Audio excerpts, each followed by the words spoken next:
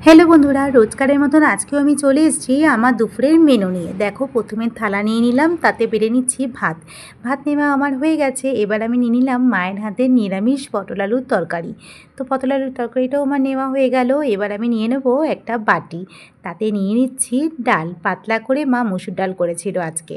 আর এবার আর একটা বাটি নিয়ে নিলাম, তাতে নিয়ে নিচ্ছি কাতলা মাছের লেজা, আর সাথে কাঁচকলা আর আলু। আসলে মা কাঁচকলা আলু দিয়ে পাতলা করেই আজকে ঝোলটা করেছিল, যেহেতু খুব গরম পড়েছে আর গরমে তো সেরকমভাবে কিছুই খেতে ইচ্ছা করে না।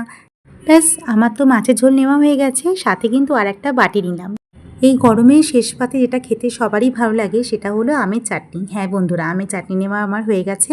আর আমার থালাটা তো গোছানোও হয়ে গেছে। তা আমার এই সিম্পল থালাটা তোমাদের কেমন লাগলো তা কিন্তু অবশ্যই কমেন্টে বলো। আর ভালো লাগলে লাইক শেয়ার সাবস্ক্রাইব করতেও কিন্তু ভুলো না। আজ তাহলে আসি, সবাই ভালো থেকো, টাটা।